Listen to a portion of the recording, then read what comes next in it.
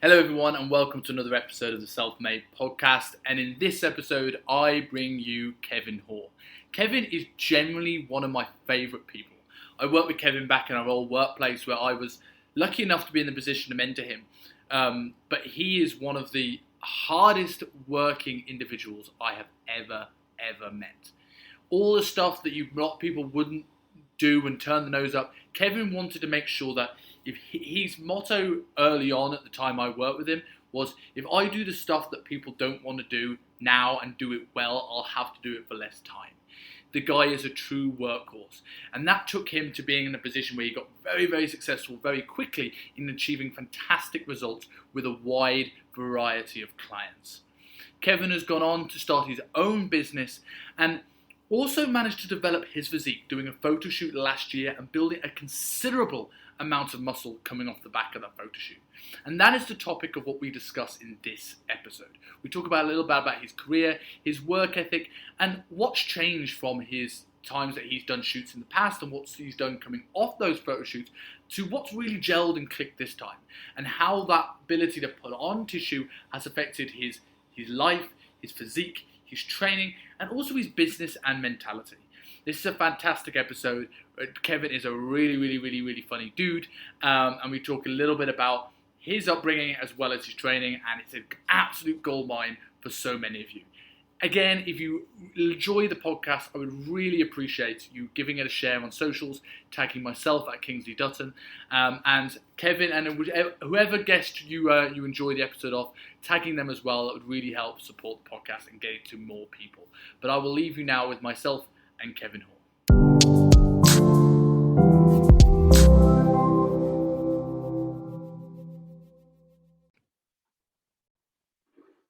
So for people that don't know you, Kevin, tell us a little about who are you, what do you do? So yeah, my name is Kevin Hoare. I am currently an online coach. I've had been a in-person coach for 5 years, before becoming an online coach when COVID had hit. So I had about a year's experience, a year and a half's experience of in-person coaching before I moved over to London. Did a couple of years over in London, basically learning how to get really good results with clients, which was, absolutely, it was probably one of the best moves that I made, going over and really learning, in the trenches, how to achieve the best results with a large variety of clients. So then, basically took that knowledge that I accrued over in London, came back to Ireland in 2019, I think it was, and then set up my own company from there. And I've been kind of going at it. So I was building kind of a mix between an online and a one-to-one business from 2019. And then COVID hit, and obviously I was like, fuck, like most people were in our industry. And basically then just took the plunge with going mainly towards online. Saw the benefits of it and saw how I could kind of increase my impact by working online rather than being completely tied to the gym floor. And it's been great since. So it's one of those things where before COVID, I suppose I was a little bit ignorant to what was possible in terms of the service that you can provide online and the results that you can get with clients. And just from delving into that, working with various mentors on how to improve my service, and then really deliver what I felt like I could deliver in person in an online format has been the focus since COVID began till now. So cool. I mean, like, obviously for those who don't know the friendship me and Kevin have, other than sitting in Honest Burger, Kevin was one of my early mentees in London, and like I think it's similar to what I was saying in the Alex Searle interview. Like, both you share a very similar trait, that coming into the gym and going into that one-to-one environment, that you had an incredible attention to detail, incredible like hunger for results, and managed to pick up steam quite quickly in terms of getting results. How did you find that in terms of a transition between going from the one-to-one where you had control of everything to going into online where it was maybe a little bit more, you had to get that across through a digital platform?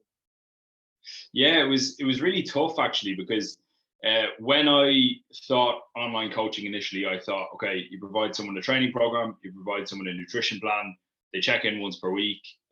Obviously, you maybe check in with them informally throughout the week, and that was kind of it. And I was kind of thinking, how do you get across the same level of service that you can provide in person in an online format? Like if I look back, even it's crazy when you look back over say a 12-month period at how much can change.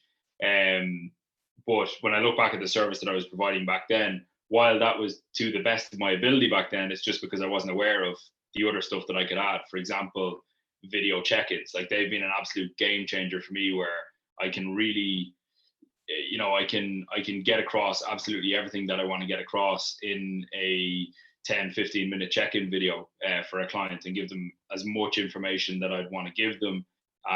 Because I think one of the big things about in-person coaching is that you have obviously a lot of contact time with your clients, because you're spending time with them on the gym floor once, twice, 3 times per week. But you have great conversations in between sets, and you get to impart a lot of your knowledge onto clients, and they get to ask questions. And so for the big focus for me really over the last year has been opening those channels of communication so that clients are able to ask those questions, and I'm able to give as good a response through things like video, through things like voice notes, stuff like that. And I think, just making sure that you're asking the right questions to get the right information out of your client, and then kind of going from there and seeing what they're struggling with along the way. Yeah, I think I was in a very similar boat, like transitioning more into the online thing. It's like a lot of the, I remember being known for like very good retention, and a part of that was it was never I was particularly good at admin, and if you remember how shoddy I was at that for most of my early career, but like it was that ability to be able to portray what I've learned, portray my experience, be able to create an actual personal bond with a client, which is very difficult over the online format, especially early on when that client is they're unsure, they don't know you as well. And I'm assuming, what have you added into your business that you feel that's helped you, whether it's before they come up to sale or once they get set up, that helps people like get to know who Kevin is and creates that bond that you can't really get in the same way? Yeah, good question. So I've played around with a couple of different formats for like the onboarding process with bringing new clients into the business. And I think the biggest thing that I've implemented over the last, say, 6 months that's really been, game changing for me with the actual service that clients get from the word go is when they sign up, they've got access to like a video guide from me on just simple things like what they need to do to get started. So how to work the app that I use for coaching, how to fill in their questionnaire, how to upload their progress pictures. But these are videos of me going through those things, so they kind of get my personality across. Obviously, before that, they'll have had a Zoom call for me to chat with them and see if we would actually work well together. So I'm not looking to take everyone who inquires on. I'm looking to take the right fit on, obviously, so that the whole coaching experience on both ends is as good as it can be. And then, as well as that, I've played around with a couple of different things where I've either done setup videos and kind of sent setup videos to people with their plans, and they're, say, like 20-25 minute videos when I've written their nutrition and training programs, and then sending them over. But I think through trial and error, because I was doing Zoom calls for that setup, then I went to the setup videos. But I think through trial and error, I've realized that I probably need to do the Zoom call and maybe just record that and send it over. You know what I mean? So simple things like that. I think, to be honest with you, it's like any other industry now where, the pandemic has created these barriers of not having that human connection. But things like Zoom, it's everyone is so used to using it now that if I see a client is struggling, or if I have, say, a new client who's come on, I'll kind of put my diary right 3 or 4 weeks after their start date. We're going to have a catch-up Zoom call. And that's just giving that personal touch. It makes the client feel great because they're like, this is excellent. I get to, if there's any major questions they forgot to ask in check-ins or whatever, we get to catch up. But also, like I said, people are so used to using Zoom now that that weirdness of the first couple of months of using it is kind of gone. And this is just how people are used to communicating now. So I think that definitely helps when it comes to building a relationship with online clients, for sure. I think you've hit the nail on the head there. Certainly when it comes to one of the benefits from this pandemic is almost making social media and things like coaching more personable and more social again. Like, I remember, like, we all know we're bombarded with how terrible social media is for us these days and how it's taken away our social relationships and it's making us addicted. But like, I've got people that are, like, I would consider friends now that I've never met, that I've just got chatting to on Instagram because I like their content. Like Paul Standel, who was episode 1 of this podcast, I've never met him in person, not once. Yeah. And like, it's, you know, same thing in terms of like being able to, now things that would have barriers to entry, like getting someone on a Zoom call, they'd have to download it, they'd have to know what it is, where it's now, you've already taken away those barriers. That makes just like getting to know someone that much easier, I suppose, right? Yeah, that's it. And I think the whole social media thing, like, it's like anything, it's got positives and negatives, and too much of anything is not going to be a good thing. People always talk about the drawbacks of social media. Usually the drawbacks of social media come from your use of social media, and how you choose to spend your time on whatever platform it's on.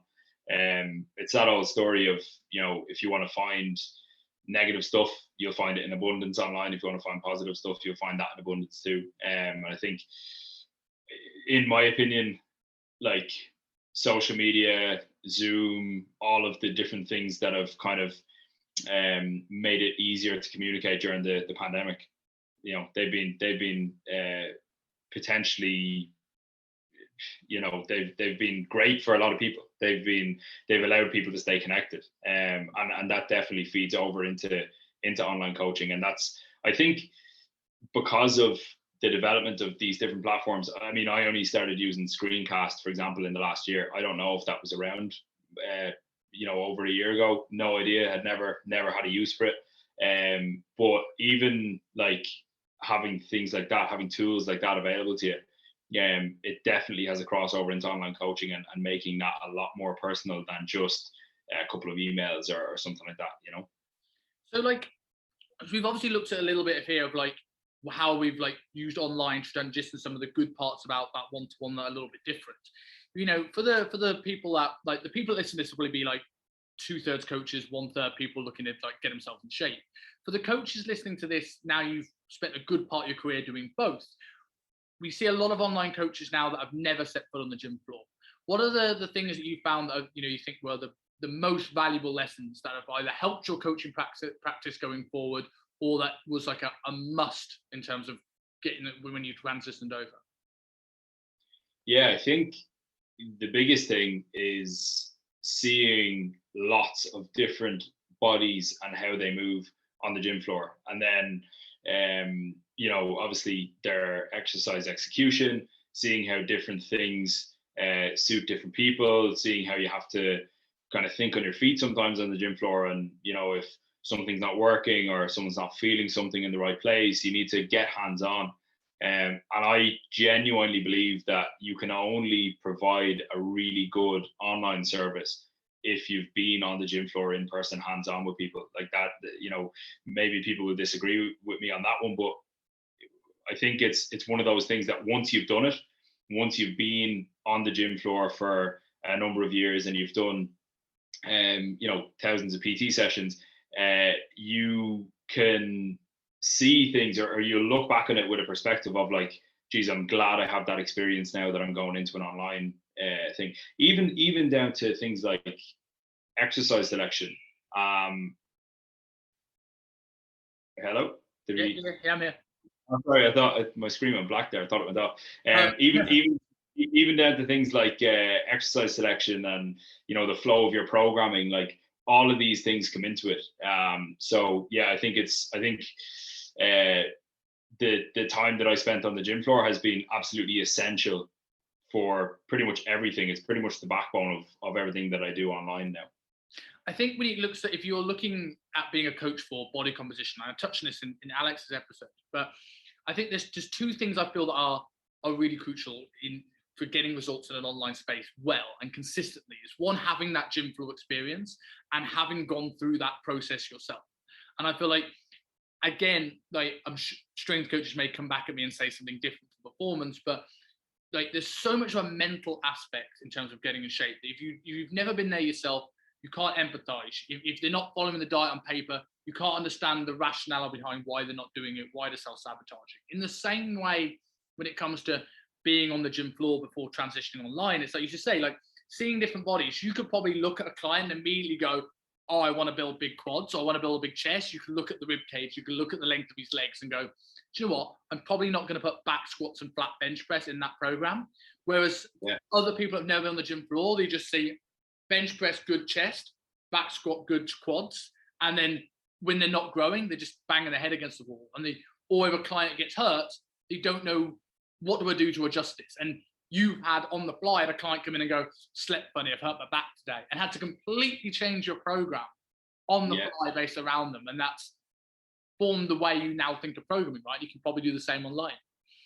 Yeah, 100%, 100%. And even down to like looking at someone's photos and thinking, okay, you know, I've seen a similar body to this before, and what worked well there. You know, obviously it's not going to be a perfect crossover, and you're not going to have two people who are completely genetically the same, but like you can look at someone and say, right, like you just said there, this exercise is going to suit this person, this exercise is likely not going to suit this person, and you can kind of play around with it. And it's maybe not a perfect science, but like, because I mean, you know as well as I know, like we probably know people with exactly what you just talked about there, who can perfectly squat and perfectly bench press, but like it's giving yourself the best opportunity to get the best results with the information that you have. And I think that's what the in-person stuff gives you. And yeah, like that experience with the in-person stuff, I think anyone looking to become an online coach, you would do I think you're doing yourself a disservice if you haven't spent time on the gym floor with people in person. Agreed. And like you look at that, we talked about being able to show the empathy, we talked about being able to come down to exercise selection and programming, but also just like you said at the start, one of the first things you mentioned was like how to create that communication and that buy-in with people on an online format. And if you've never learned how to communicate with people in person, if you've been by your laptop since you were coming out of PT school, it's like, do you know how to communicate with a stressed out lawyer mum of three differently to an alpha male stockbroker? The words you use, the check-in responses you use, like the targets you set are all going to be different. And that's hard to get when you've only ever communicated with people via email. Absolutely. I totally agree with that. And one of the things that I always used to say, you know, to, let's say, other in-person coaches who would look for advice on different things or how to, say, build a connection is like, you have to kind of make that client, just like you make that client in person, try to obviously get results and, you know, do the work and all those things that are obviously necessary to create the adaptations that we want to create. Like they also have to enjoy their time, you know, because a lot of the time, let's say, especially when we were in London, we're working with people who haven't got an awful lot of time. Their time is very valuable, and creating an experience in a PT session was absolutely imperative if you are going to retain that client long term, long enough to get a result even. And I think that same there's that much, or there's the same level of importance when it comes to making someone enjoy the online service. If you jump on a Zoom call with someone but you've never had the experience of you know, conversing with someone in their shoes, then it becomes very, very difficult for you to relate to them. And then anything that you try and say to them, you could be the best coach in the world, but anything that you try and say to them, if you can't relate to them on a personal level, they're probably going to be like, oh, I don't like this guy, so I'm not going to listen to what he's saying, you know. I think that, and that comes down to personal skills as well, and being able to know the person that you're talking to, know the way that they kind of want to be spoken to, and then speaking to them and delivering the information that you're trying to deliver at their level, which I think is really important. I think that's a really, really huge point that you brought up there about like making that client experience and making them, you know, enjoy the process. Because I always find like, and again, there's always going to be an element of this because we deal with people at the end of the day, and people buy into people, and people work hard for people. We've all had experiences like even at work, with good managers that we'll want to work for, and we'll go out of our way to work for. And we've had experiences with bad managers that we don't want to work for. And the only thing that's different is the personal connection. But I think it's more important when we're dealing with your day-to-day person. I think the serious strength athlete, the serious bodybuilder, like, yes, they've got to get on, but like I always say that like a strength athlete maybe doesn't necessarily care so much about building muscle as long as they're getting stronger, although one will come with the other, all their performance improves. The bodybuilder doesn't necessarily care the weight on the bar goes up as long as they're getting bigger, although I'm sure one will prove the other. But I always find that like Gen Pop, for use of a better term, sort of client is somewhere in the middle, because it's like, yeah, the goals are closer to that bodybuilder, but if they don't see numbers going up in the bar, they don't feel they've had a good session, if they don't leave feeling they've had a good of a pump, they don't feel they're enjoying that hour, are they less inclined then to go and follow the diet and stick to it and do everything else? And I found that nearly always the best results come from the people that enjoy that process, that love their training, because they have a great session. You go, I don't want to ruin this with a honest burger. That's just us that ruin it with an honest burger.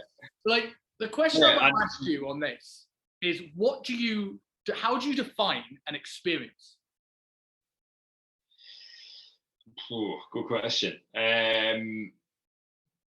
I gauge it from and this is because everything is obviously online. I gauge it mainly from the client's engagement in the whole plan. So I can tell if a client is enjoying the experience, if they're getting every single training session done, they're doing things as simple as tracking the metrics that I've asked them to track, they're checking in on time, they're ticking the boxes essentially. There's a marked difference between the clients who are really enjoying the process and their adherence to everything that you've set out for them. And then also there's a difference between those guys and then the people who come on board who maybe don't want it as much as they say they do. And they're not ticking the boxes, not doing all those things that I've said. And that usually leads me to be like, okay, it's a bit of a red flag. We probably need to jump on a call a little bit sooner than I would with a regular client, let's say. I think that combined with when you do catch up with a client, like, what's their enthusiasm like for the plan as a whole? What's their enthusiasm like for their goals? One of the big things that, and you'll know this from the past, like, I've always been big on setting tangible goals for our clients, especially Gen Pop clients, because they haven't got we look at, say, a bodybuilder or an online coach or a coach in general. They know that, okay, if I just tick the boxes on a daily basis, I'm going to get results because I'm going in, I'm nailing my training, I'm getting stronger, I'm sticking to my food, all that sort of stuff. Whereas a lot of Gen Pop clients haven't got that prior experience of, okay, if I do this, it's going to work. A lot of people have tried some shoddy things in the past, maybe some fad diets, things haven't worked exactly as they want. So even though they're coming at you with a certain level of confidence because they know, like, and trust you from consuming your content or whatever, they don't necessarily know that this is going to be the thing that's going to actually get them in shape. A lot of people come, and I'm sure you get this yourself, a lot of people come with the sort of like preconceived notion of, okay, yeah, I've seen that this coach can get results, but I'm different because of X, Y, and Z. So like, when you're looking at the experience that people are getting online, just to come back to your question, I think it's basically a combination of looking at everything that you've given them and asked them to do, I suppose, on a weekly basis. And how well are they doing that? Are they checking in with yes or no answers, or are they blowing you away with the amount of info they give you? And I always think not only the best results come from the ones who are blowing you away with the amount of info they give you, but they're also the ones who are likely the most engaged and enjoying the process the most, 100%. I think linking it in for what I was looking at in terms of the one-to-one experience, in terms of, I feel when people look at experience in one-to-one, I feel there's a disconnect between what coaches feel their experience need and what the clients actually want from an experience in a lot of cases. And because and you hit the nail on the head there, talking about setting tangible goals, making sure they're engaged in the process, making sure what you're doing in the process is linked to what they're looking to set out to achieve. And I find that sometimes it goes out the window when people get into one-to-one going, well, we've got to do burpees because if they're not tired, they're not getting an experience. So we've got to do conditioning work on I get them on a prowler every single session. Otherwise I've been guilty of this too. And I stopped and I went, have I ever got really excited for doing loads of prowler sprints? And have I ever had a client go to me going, could we skip these bicep curls? Because I really want to get to the reverse sleds. Never ever. And I sat there and going, why do I feel that this is the experience when I'm deliberately not doing what they want because of it? So going into sort of like our topic that we're going to go into in terms of actually like building muscle and muscle growth, this kind of segues on nicely in terms of sort of like the experience. I got a question on my Instagram box the other day: is what's more important, just lift the weight or time and attention and tempo? And obviously we spoke a little bit about off air about exercise execution in the online and one-to-one world. How important do you feel that exercise execution is, and how important do you feel is like progressive overload in terms of getting results? Where's your thoughts on this? In my opinion, they're completely intertwined, and they have to be, because you could have the picture perfect exercise execution, but if you don't have the progressive overload and you don't have someone working hard in that movement, then you've just got a really pretty looking exercise that's not going to cause any sort of adaptation. Like if you're not increasing one variable, be it reps, weight, they're probably going to be the two main things that you increase. Obviously you could increase through sets as well, but if you're not increasing some variable and increasing your volume from session to session, then you're not going to see the results that you're looking to achieve from that exercise. So I think that, as with most things, like the answer is not one or the other. They have to be intertwined. They both have to be employed when you're looking at someone getting the most out of a training session or out of a training program as a whole.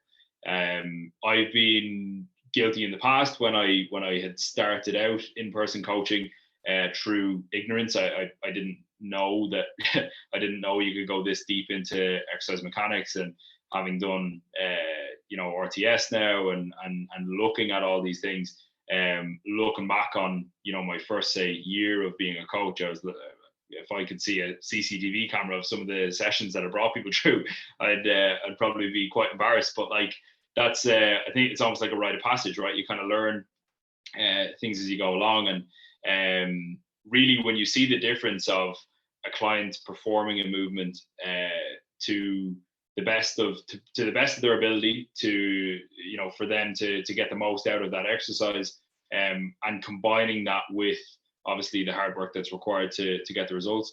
The difference between that and just getting someone to go into the gym and train hard and throw some weight around is massive. So yeah, I don't think you can separate the two at all. No, I completely agree with you. Just on a little bit of a tangent, just as I was something I thought as I was as you were speaking there. But this is a complete inside joke, by the way, for anyone listening to this who doesn't know us. But I feel like I've permanently scarred you for life when you said RTS. For anyone that doesn't know, I used to take the mick out of Kev on a weekly basis for saying "or" instead of "r." And now in the last couple of times I've spoke to you on Zoom, you've been saying "r," and I'm like, "Oh man, I've tripled the guy. I've ruined his accent for life." I'm fairly sure I only do that when I'm talking to British people as well. Like I'm fairly sure I get slagged on the other side if I said "r" over here. You can't win in this circumstance, can you? Yeah, exactly. But going back onto the topic, I think like that's the key thing. They are very much intertwined, and it's sort of the answer that I gave as well in terms of like if you're just into the habit of throwing weight around, if you can't create tension on a particular tissue, is your progressive overload and your dumbbell presses, but is your chest growing? Is your triceps getting most of it? Is your front delts getting most of it? Is it nothing? Is it just momentum? Where on the flip side, if you're just lifting 2 kilo dumbbells because you want to maintain the squeeze, you're not kind of getting the kind of the best of both worlds, right? Exactly. And I think even if you look at it from a longevity standpoint, like if we look at the example that you just said there with the dumbbell press, personally, and for what I want for every single client that I work with, I want them and I want myself to be able to train forever. Like, I know the health benefits of training as you age, and training for me is a really, really important part of my entire schedule. So I want that to remain there for as long as possible into the future. And if you're going into the gym and you're banging around weights and you're moving in ways that are maybe not optimal for certain joints, over time they're going to scream at you and they're going to let you know. So I think people who shout about, like I've seen a lot on social media of people saying that, or I've even put up some videos actually of sort of proper exercise execution, in my opinion. And you get people commenting like, oh no, there should be more swinging here or stuff like that. It's like, well, at what cost? Or, if you're in a dumbbell press, pushing yourself into a range that you don't own, you might not feel that now. You can do it 1,000 times without any pain, and then the next time that you do it, you know what I mean, you can cause some issues. So it's like looking at it from a risk reward standpoint of, you're going to get better results if you nail your exercise execution and work hard. Obviously, you can't get one without the other. But you're also going to protect your joints. You're also going to keep yourself healthy for as long as possible, so that you can keep training and hopefully doing the thing that you love for as long as possible as well. I think that's a major point. There's so much to unpack in that point. I think that's really important, and especially when we know that, like, fat loss, we've all seen the fat results happen 6, 10, 12, 20 week results, but like muscle building takes like considerably more time. And if you don't have a strategy that has longevity involved in that, then you're on borrowed time. You're only going to be able to build so much muscle, because when you start losing range, when you start picking up injuries, you're going to be limited about how effective this training is because of what you did 5 odd years ago. Exactly. And that's a huge thing, and especially if we're looking at overall health from let's say from a nutrition standpoint. People bang on all the time about overall health from your nutrition, and making sure that your nutrition is set up in such a way that you can try and strive. I'm not going to say achieve optimal health, but try and strive for optimal health in that regard. But I think you've got to have health at the forefront of your mind when it comes to programming as well. I think that's a major thing. And I think it's one of those things, like a lot of things in the fitness industry, where people go into different camps of like, oh, I'm almost like team work hard and I'm team execution. It's like, I'm sorry, but have you ever, set up a hack squat in such a way where you're working in the range that you can own and work to true failure on that? Like, it's a lot different than feeling like you're working hard because you're blowing out your arse by the end of the set, but really you've still got 2 or 3 reps left because you're bouncing off the bottom and shouting the roof down.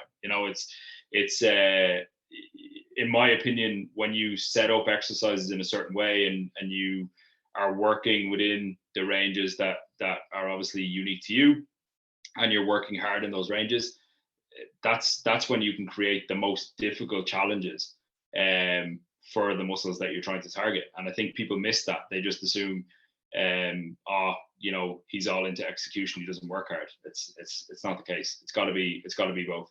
I'm so glad you said that. And I think with the emergence of RTS and the exercise mechanics stuff and all that kind of thing, is you tend to find, as you say, people go into sort of 2 camps, and understanding that people go into these camps either because they don't understand it for the most part. And like I've seen it before, when you're looking at people reverse banding exercises or using cables instead of dumbbells for stuff, and they'll be like, oh, this is too much effort, let's just lift some weight.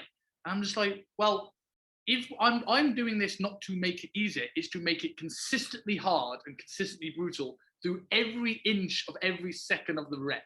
Like, if I do this right, it makes things harder, not easier.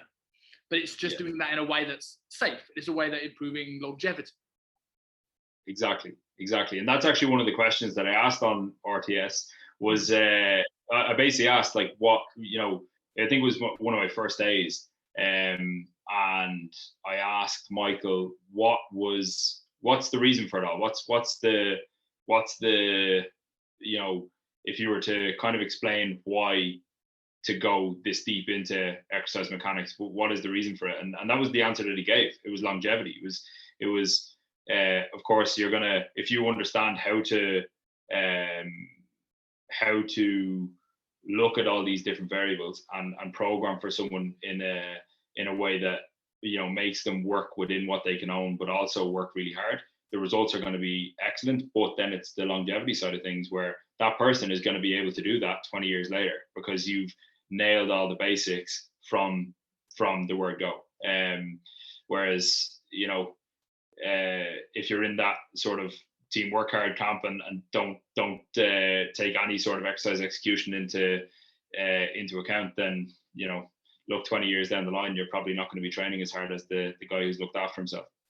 Yeah, and I think it's important, like anyone listening to this, that's whether you're a coach embarking on learning a bit of exercise mechanics stuff, or whether you're just a recreational trainee that wants to learn how to train smarter and harder, is, as you say, not falling into either side of the camp. I think I find problems with both sides of the camps where, you know, people go down the exercise mechanics wormhole, and I'm sure, I know I certainly have gone too far down that route. I'm sure you probably have as well at times, where, you know, the range of motion becomes an inch. You're going for 4 reps in reserve because you don't want to press technical failure. But then we get people just swinging weight around because they just want to push hard. It's like,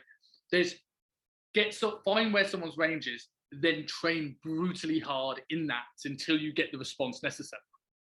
Exactly. And I think the idea of 2 camps and saying that there's 2 camps, obviously we're only saying that because generally people do break off into those camps. But having 2 different camps for this is obviously a joke, because you need one, and you need them both, right? You need both of these things that we're talking about to create the changes that you want to create. So yeah, like I think that's really important. But as well, what's important to touch on there, especially like you said, for any coaches, let's say if there's some gym floor and online coaches, because obviously you should know the environment that your client has to train in. It also has to be realistic. So we might know that, for example, a cuffed cable lateral raise could be more optimal for the medial head of the deltoid than a dumbbell lateral raise. But if your client trains in a gym where it's basically impossible to get access to dual cables, then clearly you're better off programming in, let's say, a dumbbell lateral raise that they can definitely get done every single time they train. So it has to be realistic as well. Like I've coached on the gym floor in very, very busy, in a very, very busy one-to-one environment. And that's, again, comes back to having to think on your feet and realizing, okay, you know, there's a time and place for doing that kind of stuff. And if you've got a client that trains at maybe a quiet time, you can be really selective with your programming.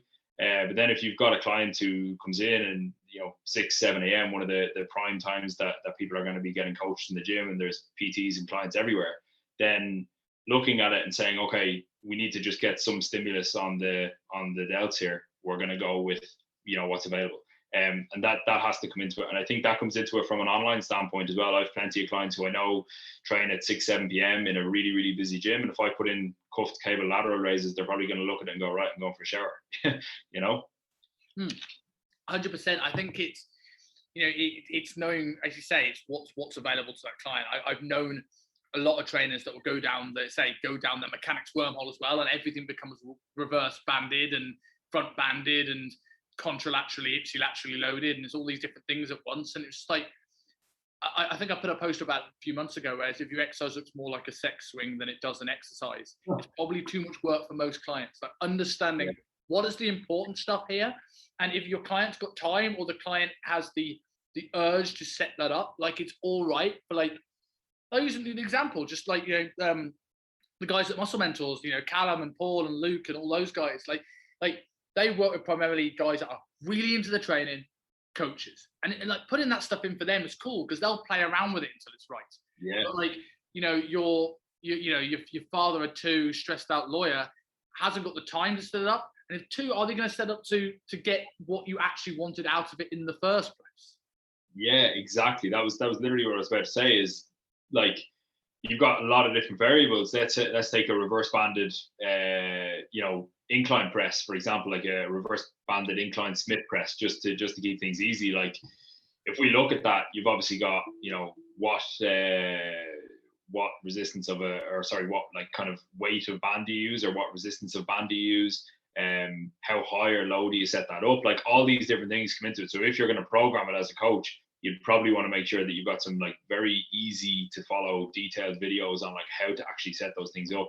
But then the other side of it is that example that you just gave of someone, especially if we take a beginner client who hasn't got prior experience in a gym. There's two things there. First thing is, if they're quote unquote weak, or they haven't trained and they're looking to gain their first real sort of muscle tissue that they're on a focused plan for, then giving them any sort of stimulus is going to have the desired effect. Like, we don't necessarily need to go and give that person a reverse banded incline Smith press. Probably giving them an incline dumbbell press is going to create some adaptation there. And then the second thing is you could just easily completely overwhelm someone. So I think that again comes down to knowing your client, knowing the environment that they train in, and then knowing what knowing what's going to suit them from a programming perspective. I don't think you can overstate that, really. So when you're like, for the stuff you will incorporate in terms of like program design for people to aid with their longevity, like the simple stuff that everyone can just do in a busy gym, like how do you get the point across to somebody who's maybe like young, early 20s guy that wants to build as much muscle as possible for the beach, who's used straight bar bicep curls as an example for the last like 4 or 5 years and thinks he's invincible and his elbow doesn't hurt now, so why should I care about it? Because if we look at all the people that do exercise mechanics stuff, 99% of them were people that did things like the straight bar bicep curl for a decade. Now their elbow's messed up. Oh, okay, maybe now I should go. Why is this? Oh, okay, I'm now going to go to dumbbells. So if you get somebody coming to you who is at that earlier stage where they think they're invincible, how do you put that point across that this stuff's important for longevity when they might not care, they just want to get laid? I think it's important to put that across. If you notice that that's the case, I think it's important to obviously jump on a call with them and then just talk to them and be like, look, you know, you've come to me for a reason.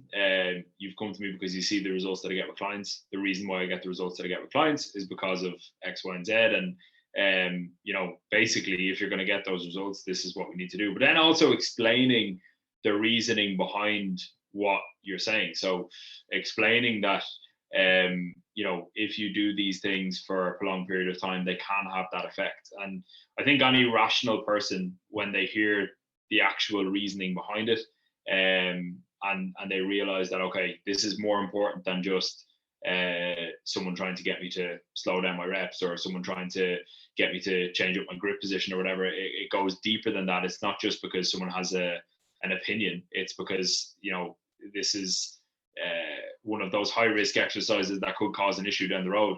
Then I think any rational person would probably take that on board and realize, okay. But then also what I like to do with people as well is, get their feedback on certain movements and kind of say, right, like, how does that feel in comparison to the way it used to feel? And usually people will come back and say, oh yeah, I can feel, this, or, that example there, I can feel my biceps more with this or whatever. And then once you've done that, you've got them bought into that process, and it's kind of easy then to keep that going, I think. But if someone then, to be honest with you, I've never really had it where someone pushes back from a programming perspective. I might have someone say, it's awkward doing this one in the gym because of X, Y, and Z, maybe a time they train or something, and then I might make a little tweak. But I've never really had someone push back and say, oh, I want to incorporate this or whatever, because I just kind of say no. I just have my program set up in a certain way, and I'll say, you've come to me for coaching for a reason, so this is how the coaching works. Yeah, I don't tend to get it with the example of bicep curls. You occasionally get with the big lifts, so people thinking that they want to squat because they feel they've heard that squats are good, or deadlift is good, or bench press is good. And like, I think sometimes, like, I think it's also knowing like what's important again comes into this. Like, say about the bench press. Is it the best exercise for growing someone's chest? In most cases, no. But does it mean it can't be involved? Of course not. You can use that as an indicator lift, sort of going, right, this just shows whether the overarching view of my program is working. If my bench press is going up, then overall I'm getting stronger. But knowing that's not the greatest chest builder, maybe I'll include more cable flies, more dumbbell presses, more floor presses in my B's and C's and later down the program. Or if someone wants to squat, great, it's hip dominant squat because they're 7'4". All right, hat squats, leg extension, they go in later to balance out the stuff that's not happening in the initial part of the workout. Yeah, that's it. And I think one of the and to be fair, like one of the points that stuck with me from my very first personal training job, when I was working in Dublin before I went to London, was when programming, it's a little bit of what they want and a lot of what they need.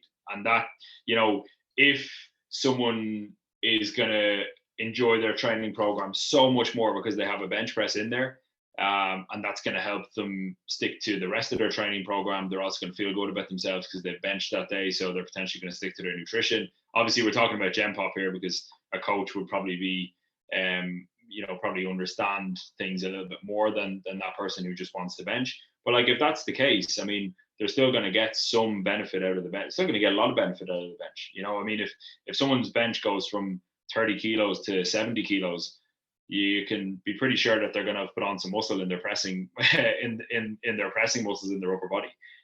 So I think it's that combination again of chasing down results while making sure that people are sort of satisfied and happy with the approach that they're taking as well. Because even if we look at, like, if we go back again to nutrition, like, there's things that we know will be the most optimal thing for someone to do to create the best results possible, right? Like, we know that if we stuck someone on an extremely strict diet and they were able to stick to it for long enough, then they're probably going to get the adaptation that we want.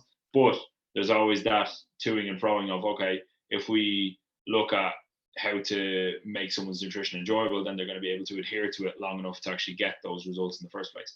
I think it's somewhat the same with training, but I think there definitely has to be more of that you can control and kind of explain, okay, this is why we're doing things, but this is in here for X, Y, and Z reason, Yeah, I suppose it's like a balancing act as well. We spoke about that with like the exercise mechanics stuff earlier, like, and the overwhelm stuff for the online. It's when you're looking at like the program. You gave me a quote from you learned in your early days. I'll give you one back. Did you ever work with Johnny Jacobs when you were in London, or did you start after Johnny left? So Johnny, Johnny was more of a strength performance coach, but he worked in our old employer. And Johnny said to me, and I was sitting there making programs every 4 weeks because 4 weeks is the time a program lasts. And and he just looked at me and goes, "Why are you changing it?" And I went, "Well, they might get bored." And he went, "Is the client bored of your program, or are you bored of your program?" Because that client, you might do a variation similar-ish to that program, slightly tweaked for the individual, 3, 4, 5, 7, 8, 9 times a day, whereas that client does it once a week. And the biggest reason, in a way, and I suppose we can touch on this now, but I find that people struggle to put on muscle is because they're program hopping, they're jumping, they're looking for variation, so they don't actually know if they're creating that progressive overload. They're not actually spending enough time getting stronger on a lift because they're too busy changing something every 3, 4, 5 weeks. And if you're progressing, why change it? Exactly. I did a prep for a photo shoot from June or July. I think it was July last year until November, which is like July, like 5 to 6 month prep. I think 5 month prep. I don't think my program changed, like, from the start of the prep to the end, and I wouldn't have wanted it to either, because a couple of reasons. Like, my strength was increasing pretty much every single session. So, or at least on a weekly basis, on average, my strength was increasing until like the last, I think, 2 weeks or something, when obviously I was hanging out my arse. But, that's just part of it. But like, the other side of it is, I would not like to be when I change programs, so I've literally just had a program change in the last 2 weeks. And my last few sessions, while I've still had good sessions, like, I'm finding numbers, and I'm kind of going in and I'm like, okay, that works for that rep range. that was a bit light there, that was a bit heavy there, and you're kind of leaving notes in your logbook. And then that to me, you've only after say 2 weeks of doing your new program, maybe 1 to 2 weeks, are you really ready to go in then and be like, right, these are my numbers, I have my set numbers now, and I'm going to try and progress these. That would drive me mad if I had to do that every month or every 2 months. I want to be on a program for 4, 5, 6, 8 months at a time, until I stop seeing the adaptation occur. Because I totally agree. I think that a lot of people just change programs because they think that they need to keep their client occupied with a program change, when really, if you can show a client your strength is here and it was here, they're going to be absolutely delighted with that. You know, who wouldn't want to see that progress over time with their training? Yeah, I find once you kind of like, you get through those first sort of like barriers where people start, it's like weight loss, right? People struggle with the diet so they see it's working, and then they're flying. And the same thing with training. It's like they're asking for program updates, and then all of a sudden they see that the bench press is starting to go up, or the deadlift's starting to go up, and like, you know, you remember Bex, right? My crazy deadlifter, or May is, you know, another example. And both of them, once they kind of got into it, was like, if I threatened to take deadlifts out of their program, like, I wouldn't have made it out the gym. They would have killed me where I stand. And it's only because they got obsessed with getting stronger, and in turn they built a lot of muscle. And I think I remember Christian Thibodeau at a seminar I did with him. He was like, he doesn't plan deloads. You start with new programs a deload. And I know that's sort of a different topic, but it explains your point that like, it takes a week or two to get into a program. Then like, give it time to really make do the job you want it to do. Exactly. But I think, again, that comes down to communication as a coach, and saying to your clients, you know, from the basically from the get-go, that, you know, your program isn't going to change every month, because we're not here to entertain you. It's not, you know, this is like, we're here to get results, we're here to do the work, and we're here to make progress, and this is the way that happens. You know, probably the only exception to that, I would say, is maybe like with home programming over lockdown, because everything else was so mundane that some things had to change a little bit, especially for people with minimal equipment. But like, when you're looking at a gym program and a new client, I think that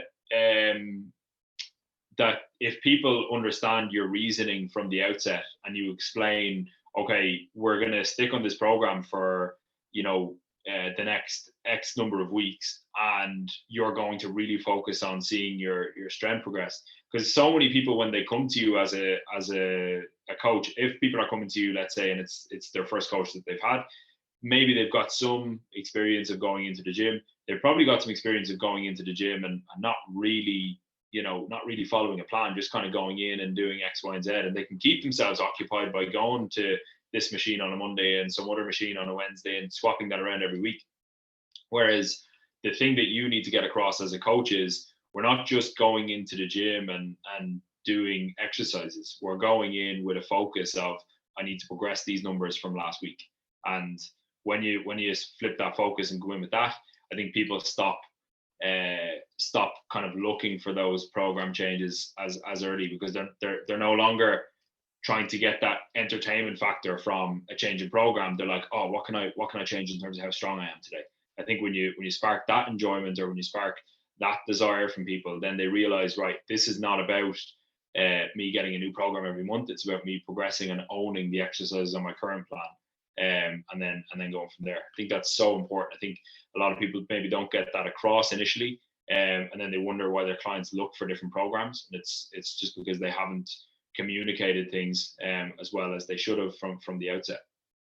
Yeah, 100%. Setting expectations is I was saying in a previous episode that, like, when I'm going through my members area and I have like initial like welcome content of key things to sort of get the most out of the program, and I looked at I've recorded all the videos. One of them was setting expectations, and it was 16 minutes long. I was like, should I cut this down? Is that a bit too much? I was like, no, because it's the most important video that will ever go in this members area. Like, knowing what you need to expect from whether it's a weight loss perspective, a target perspective, a gym perspective, like, you're setting yourself up for failure if you haven't done that already. Your problems will find themselves rather than, you know, you getting rid of them before they even come up. Yeah, 100%. Because people, like you said, it's people know what to expect. Then they realize that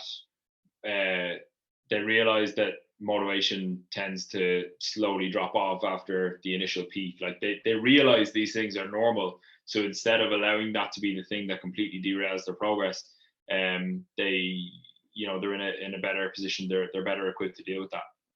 So yeah, I think it's really, really important. I think that for any coach out there listening to this, like, communication is absolutely paramount.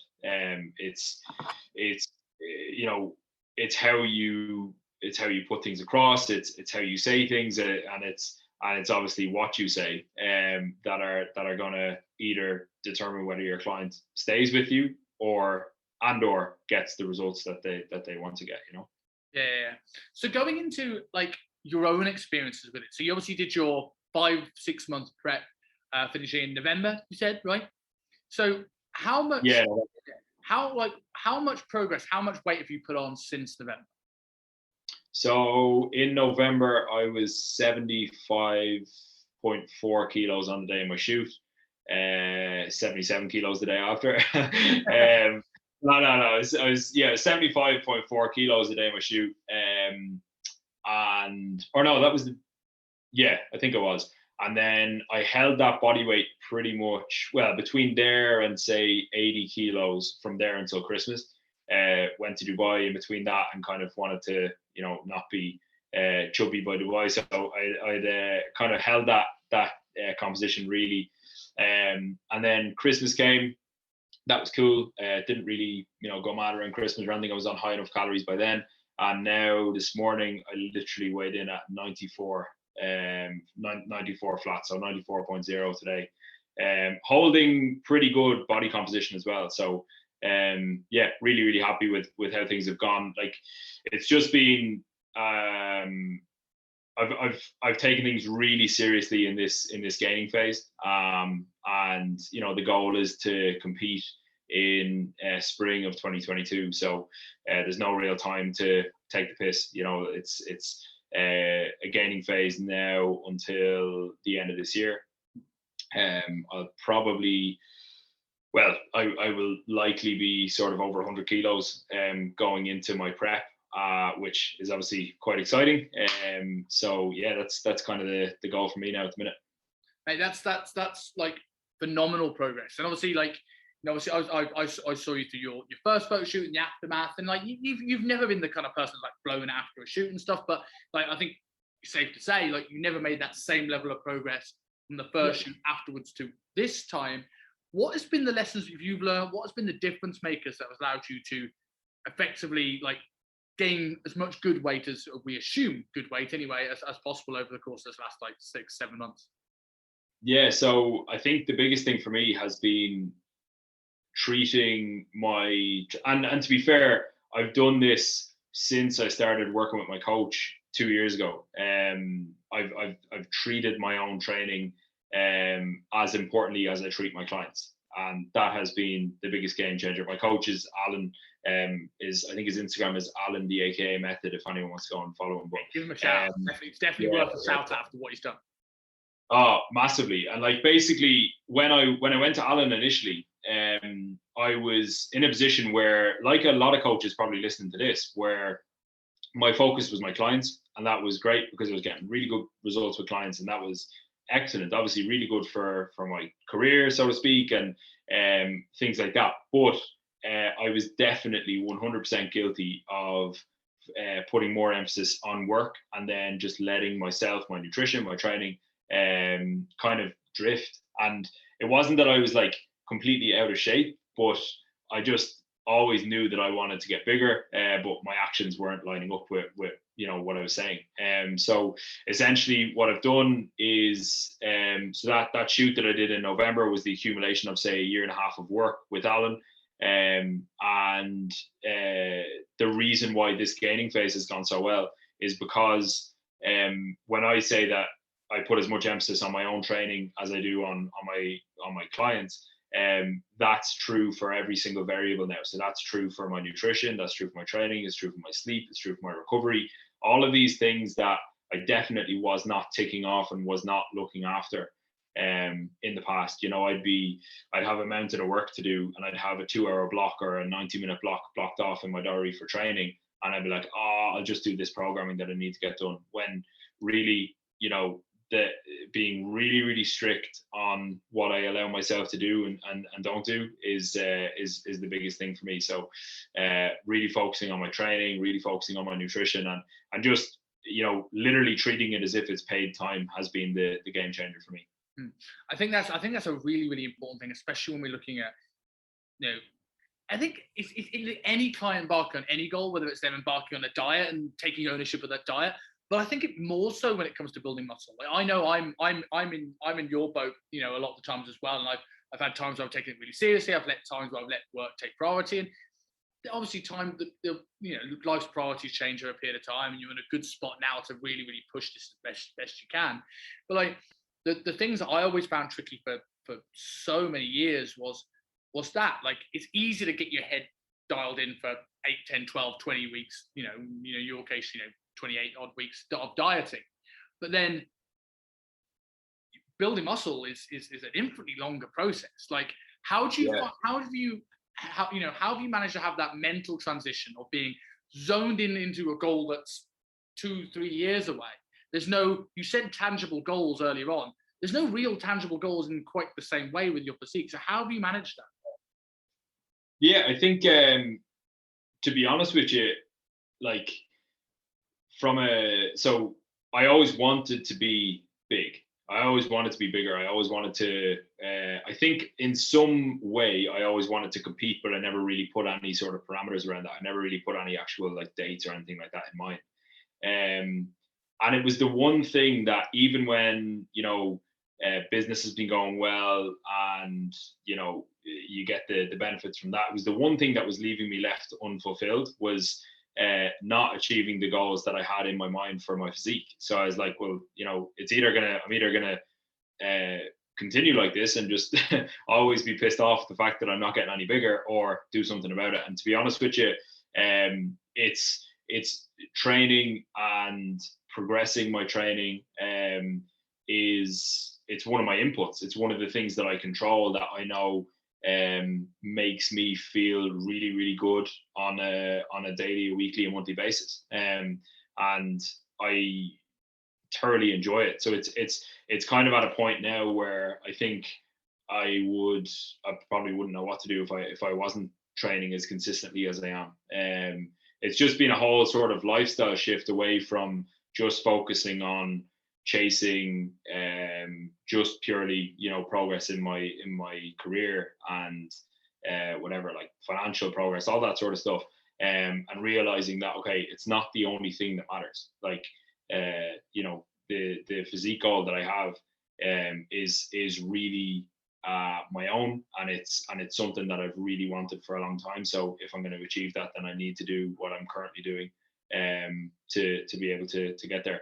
And also from a just because this does kind of come full circle and it does intertwine into business, like I would love to be able to open myself up to working with clients who have goals to say compete or commit to things like photo shoots, although I have had some clients, obviously, general population clients doing photo shoots, and that's great.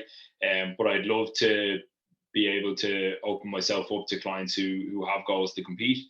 And like you touched on earlier, I think it's the most important thing, or one of the most important things as a coach, is to have walk the walk. So that comes into it as well, Yeah, I couldn't agree more. And I think the thing that also applies is seeing it from both ends as well, right? Like I've worked with a few clients that have competed, and my experience of getting show lead, even though I've never stepped on stage, has helped me to a degree. But there's going to be that sort of barrier compared to a coach that has a number of clients competed and they've competed themselves in terms of posing and lighting and the nerves around the experience. But I suppose if that's the transition you want to take your business, it's not just about, you could diet someone now to get on stage, but could you confidently get them on stage again in 2 years' time? Could you go show to show?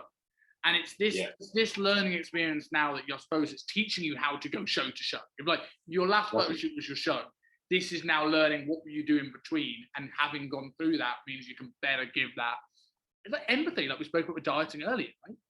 Yeah, 100%, 100%. But also, like, I think if I was to put it into like one sentence as to why I've been able to stick with this gaining phase and the kind of original question that you asked, it's just because since I've gotten on top of my recovery, since I've gotten on top of my stress, since I've gotten on top of my nutrition and training, I fucking love it.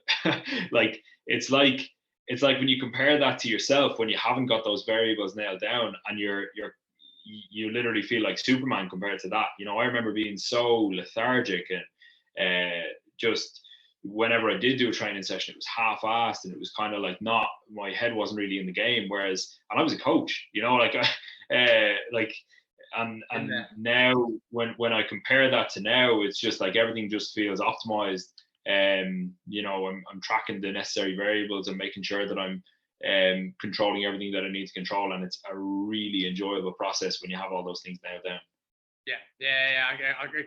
I found as well, and I'm sure it will translate onto your clients. I found that the more engaged I am on my training and my recovery and my diet, putting aside that fact that I'm more energetic, so I give more back, my clients are more invested into it because they see what I'm doing. You're leading by example. You're being a leader rather than like do as I say, not as I do sort of attitude. And I know that even if you're not out of shape, and again, it's a fine line, because you want to be able to enjoy yourself and go out for an honest burger on a Friday, which I don't care if you're in prep, we're doing when I come back. But it's that fine balance between that little thing in the back of your mind, even though it's not that bad, and you're not eating really unhealthily, going, do I have a place telling my client to do this based on the fact that I'm not currently doing it myself? Exactly. I had a really good question asked to me. I don't know who it was. Actually, I think it was a webinar. That I was on, and someone asked if you had, your clients on your shoulder for the day, would they be blown away, or would they be horrified at your habits? And when you kind of look at it that way as a coach, and you say, right, I'm getting my clients to look at their sleep, I'm getting my clients to look at their nutrition and their stress, and make sure that they're really staying on top of all those things, yet I'm not doing those things myself. And fair enough, a lot of coaches will have the nutrition and the training side down, and that's great. But like, the big thing for me is looking at your recovery, looking at your stress levels, looking at your sleep, and making sure that they're kind of nailed down too. Because I know what it's like when you get busy with coaching. You can literally go from one day of one end of the day to the other, literally coaching, get your own training in, get your meals in, and then there's no real time left for yourself. And it's interesting because I used to think, I can do more as a coach, I can take on more clients, I can do X, Y, and Z, it's fine, I can do it. When nobody is Superman, nobody can take on an endless amount of work without controlling that on the back end, and without having time for yourself, and without having some downtime, without being able to chill out. And I think once I realized that, and I made that shift away from feeling as if I had to be working 24/7 and giving myself time back, I no longer saw it as I'm taking time away from work. I now see it as I'm taking time for myself so that I can continue to work hard for the long term. Because it's like with business, or with your with coaching, like one good year doesn't make a good business. And if you've built that one good year just because you fucked off everything else in your personal life, it's probably not going to be sustainable. Yeah, and I that's a really important thing that I think it's people don't take ownership of it, and people don't give themselves time away from work, and they don't make this a priority. And I remember vividly. Like, I suppose it's it's probably even worse for the people that naturally have that ability to hustle. Like, I remember vividly you in those times where you were like, nah, burnout's not a thing, doesn't happen. I remember having those conversations with you, and like, you're doing tons and tons of sessions, 50, 60 sessions a week. You're cleaning the gym with your hands and knees with rubber gloves on behind the pullover. You're doing your admin, you're writing your programs. I'm like, it was incredible, and a thing of beauty. And I'm sure, and this is maybe a topic for another podcast, that taught you tons of lessons about how hard you can go. But it's like, now having gone back and taken that step back, you know when you can dip into that, when you can't, when to take steps back, right? Yeah, 100%. And a really important point on that is like nobody was putting pressure on me to do that. That was just a pressure that I put on myself to be like, I can do this, and it's like, fair enough if you can do it for a short space of time, but I think the point that you've touched on there, because it does marry into this, like I just had an extremely busy week about 3 weeks ago, because the gyms just opened here in Ireland for the first time since the end of December, as we were just discussing before we jumped on this call. And like, it was literally just a week pretty much sat at the laptop program. Still got my training in, still got my nutrition in, because there are things that I won't let slide. But sleep, stress, and recovery were out the window. But that was a short space of time for a week. And then I like basically made a hard cutoff and a rule that I was like, right, okay, there was a bank holiday on the Monday the 7th, there was a bank holiday here. I was like, right, I'm going to take that day off. I took half of the Sunday off before that, completely away from the laptop, like shut the laptop, basically just had my phone and did responses every 3 or 4 hours or whatever, and then just didn't look at it. Me in the past, I wouldn't have done that. I would have just been like, work really, really hard, probably would have found something to do on the Sunday, found something to do on the Monday, and then just worked all the way through. And by now, I'd probably be really feeling the effects of that. Whereas I think, like you said there, it's taught me how hard I can go, but it's also taught me, okay, I can go that hard, but not continuously, not forever, and not without having something that you can have scheduled in, or just having some downtime scheduled in for yourself, where you're not doing something, or you're not working 24/7, because for me, I know there's some people that may be able to do that, but for me, I've proven to myself that doesn't work. I think people who say they can do that for a long time and do that 24/7 are lying to themselves. And I will say this because I've seen countless, whether it's trainers, whether it's clients, that say this, and it's hustle, and I don't need much sleep, and they all burn out. And I will say this: I have worked with lawyers, I have worked with bankers, I have worked with all these incredibly hardworking people. I have never met someone to this day that works as hard as you, ever. And like, I was like, he's going to burn out eventually. And you went longer than I've seen most people, hit the red light. And I think it's like, but you'll only be better for it now you've learned to find that balance, because you're now looking after yourself. And now when you do those bursts, you can do those bursts from a place of energy, from a place of, drive, as opposed to doing it when you're already on the edge, trying to just push that bit further. 100%. A friend of mine talks about it as like basically like business sprints and then pullbacks. And it's like, you can have a sprint week, but that has to be followed by some sort of pullback. Like, you can't just sprint all the time, because as we know, you sprint and you sprint and you sprint until you can't sprint anymore.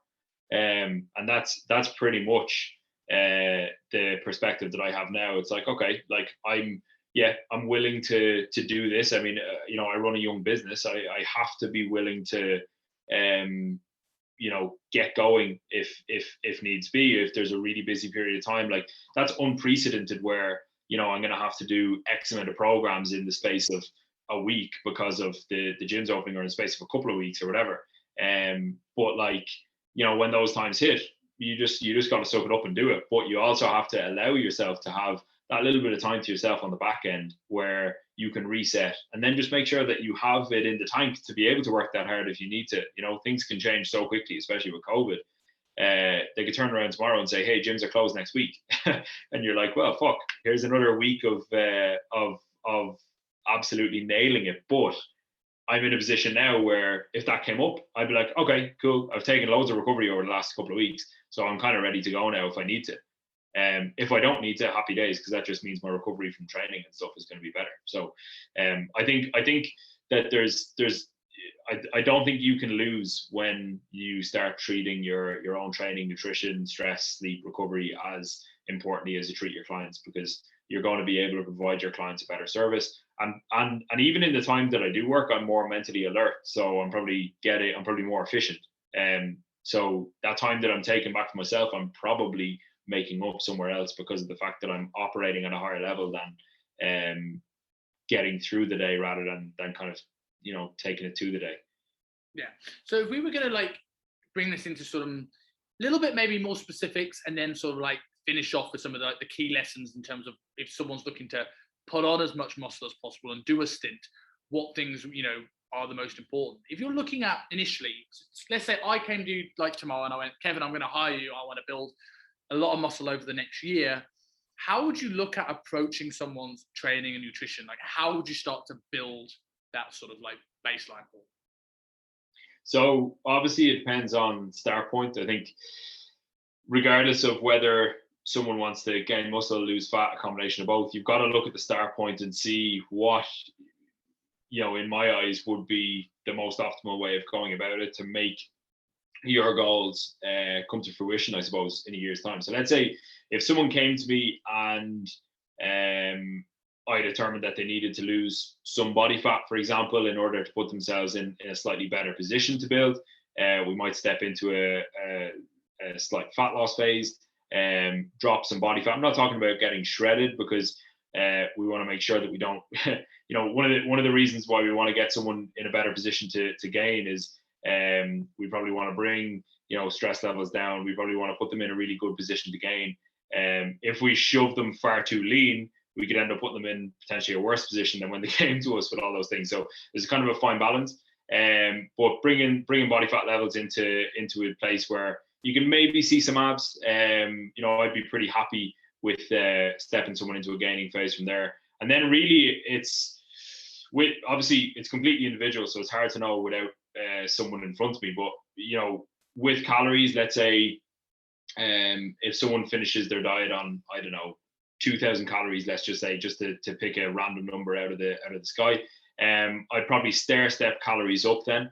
So bringing calories up by say 200, 250 a week until we find where that person starts to, let's say, maintain weight. And then once I get to that point, we'll go a little bit higher.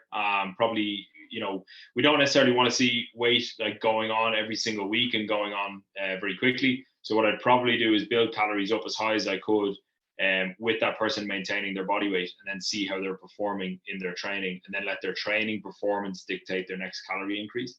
From a training perspective, obviously it comes down to what's going to suit that person, how many days they can train, what's their allostatic load. So, what are their exterior stresses away from training, work, life, all those commitments. How many sessions do I think they can commit to and recover from each week? And then obviously go from there, tracking all those variables, making sure that they're progressively overloading their sessions, and then keeping on top of the metrics that are going to be really important for us to know in order to know when to make nutrition or changing or training changes. Simple things like, body weight, steps, like all these things where you can look at how their body is actually responding to the level of activity that you've given them, the level of food that they're currently on, and then looking at all the other factors like sleep, hunger, digestion, all of these things, and keeping on top of those. So that's generally how I'd go about it. Obviously, it's hard to know without a sort of a case in front of you, if you get me, with an actual person. So you mentioned there, it's interesting for people who are like maybe not the coaches, maybe people are just looking to build muscle, and taking someone roughly to maintenance, maybe just slightly above, and letting the performance dictate the increases in calories. So when it comes to, like, is there a certain, when you're looking at goals here, do you look at setting a body weight target? If so, how much weight are people expected to gain over time? How do you begin setting targets for somebody for this? So it's much hard. I find it much easier to set body weight targets for someone in a fat loss phase, and then much easier to set performance goals for someone in a muscle gain phase.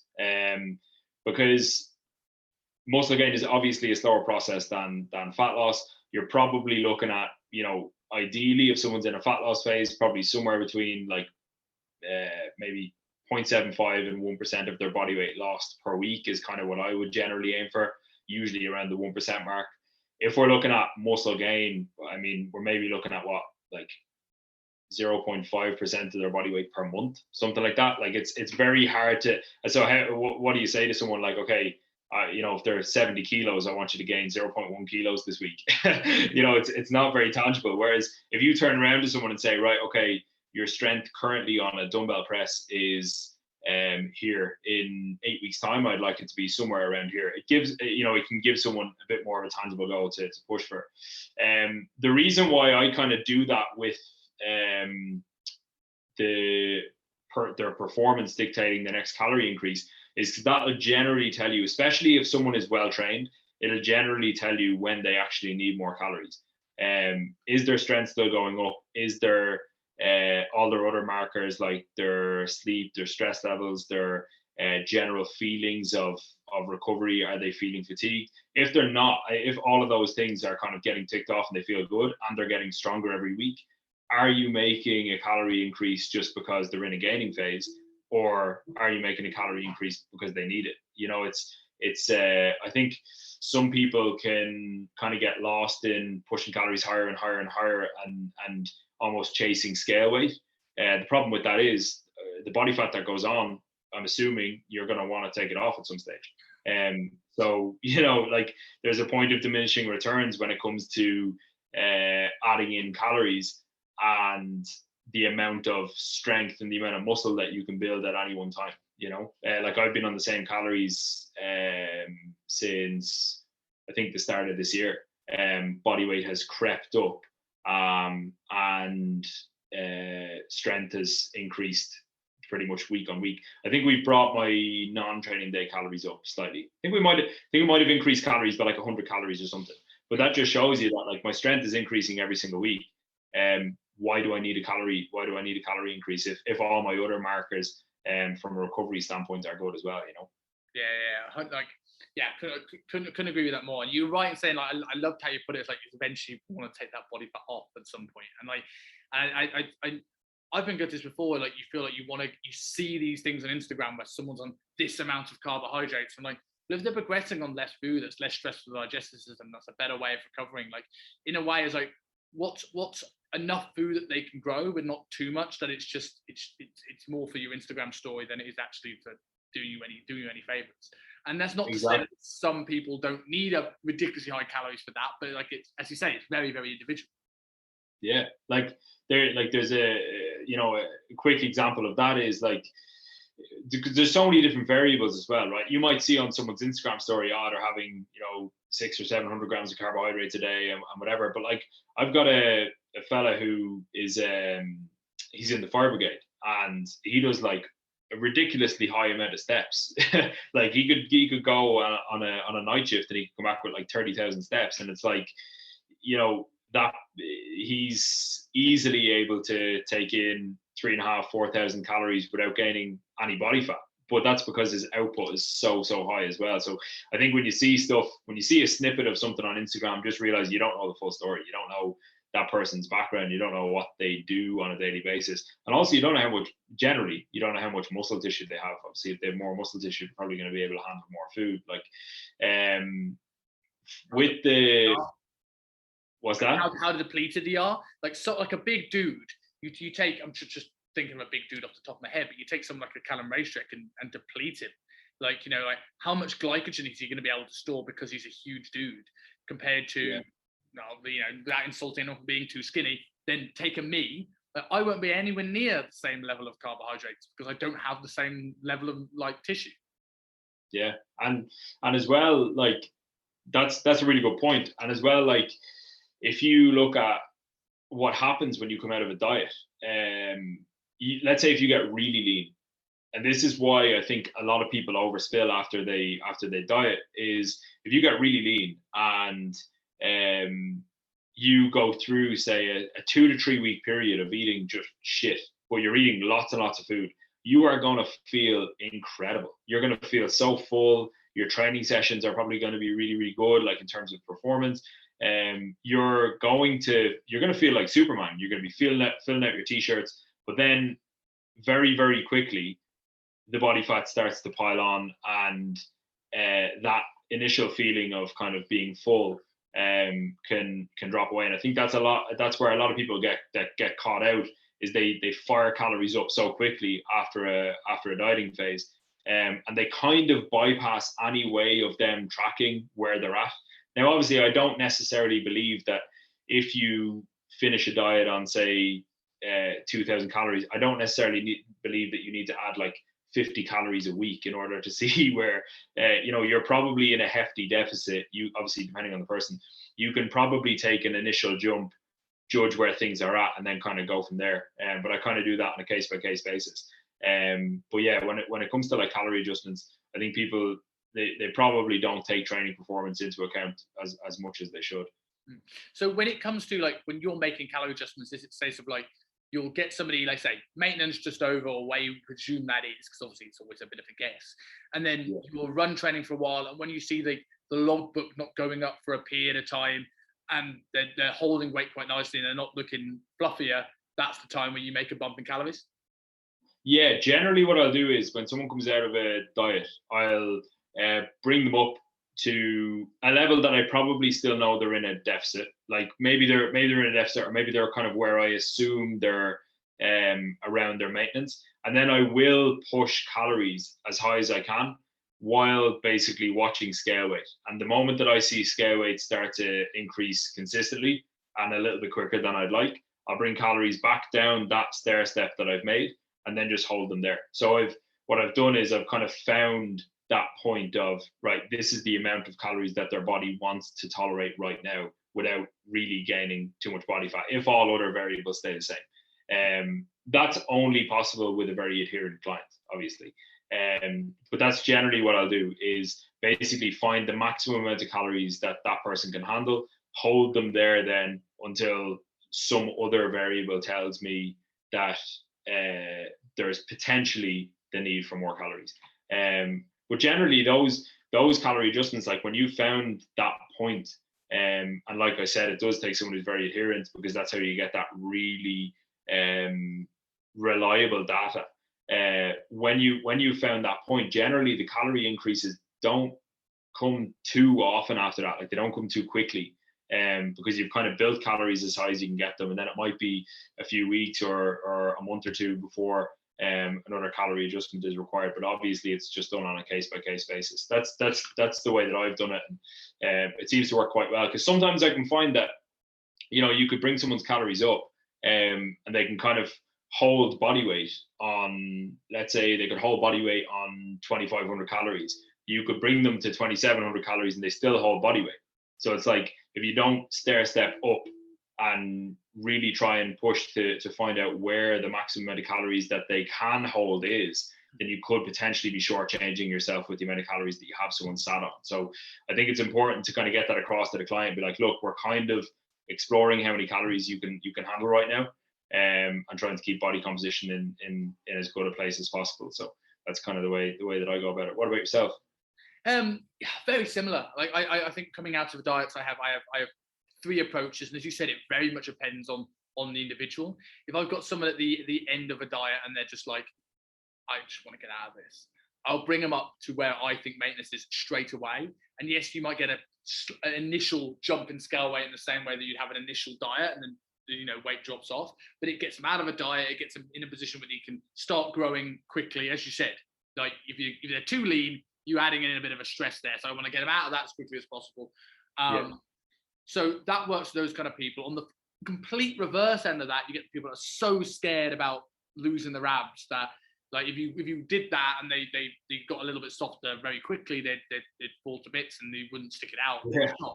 So it's like, okay, those people I probably will make not 50 calories a week, but let's say 120 to 200 calorie increments from where they finished. But those people have to understand that it's going to be a longer process getting themselves back to where they need to grow. For most people, I'll probably go, right, where were they 4 to 6 weeks out from their diet? So if what I think maintenance is here, where they finish here, let's stick them here and then build up from that. And then exactly the same, shifting them to a performance mindset. Yeah. Generally very similar to me, that last point there. It's kind of like taking a jump in calories but being relatively safe with that jump. But obviously it's person dependent. If someone doesn't mind putting on a little bit, you can probably be a little bit more aggressive.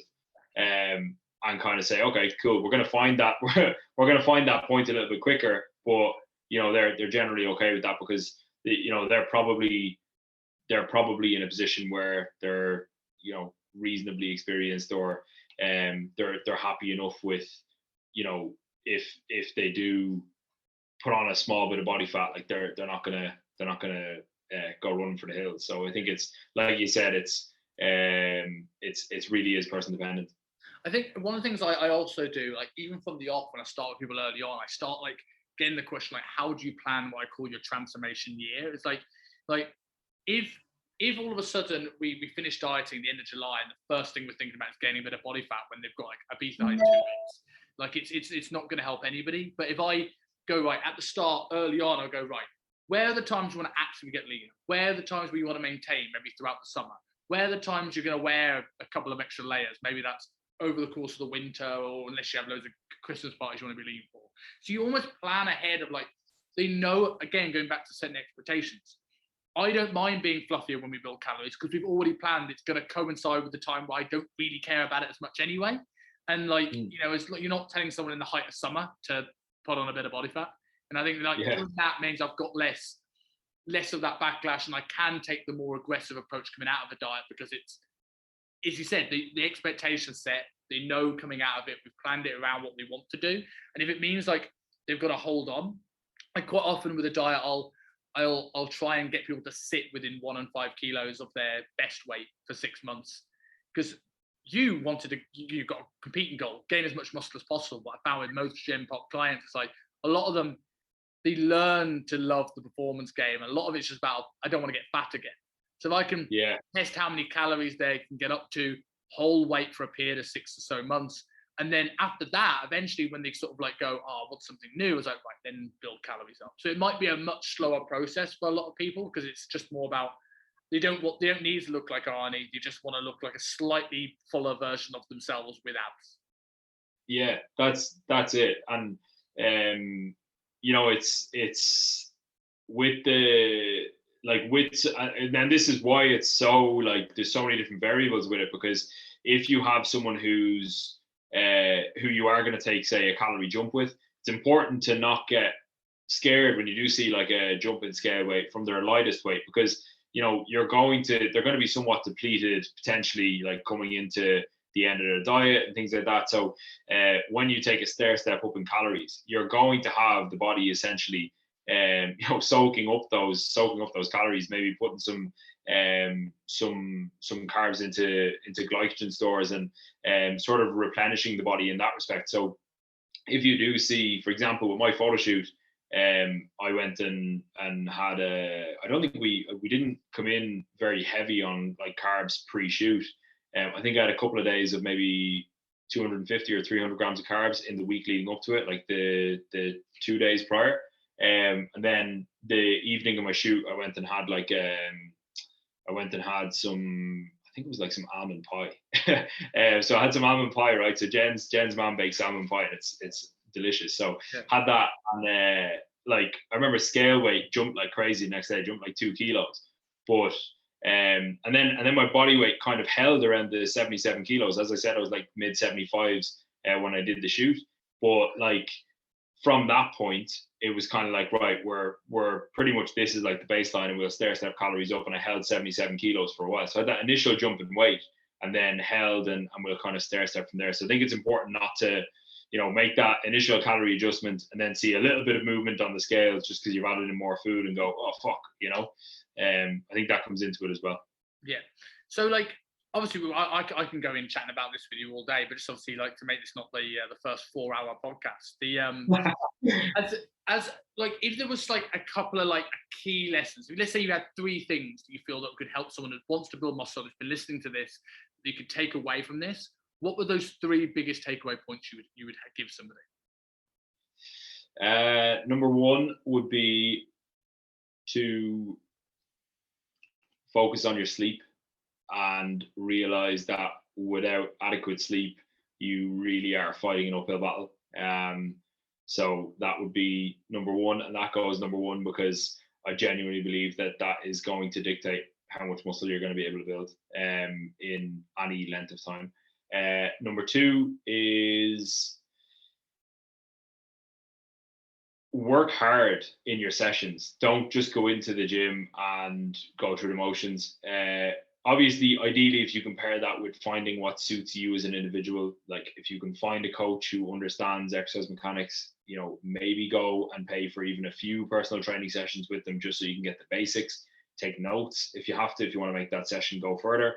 And really just focus on, like, ask yourself in your training sessions, if you're in say, take for example a dumbbell press and you have a rep range of 8 to 10 reps, ask yourself at the end of those sets, could you have done more? And when you it's only when you say don't train in a commercial gym for a while and then go back and train in a commercial gym, you look around and see people who through just their own lack of awareness are not pushing themselves to failure, yet they say they want to build as much muscle as possible. It's like you have to be bringing yourself to that point if you want to gain muscle.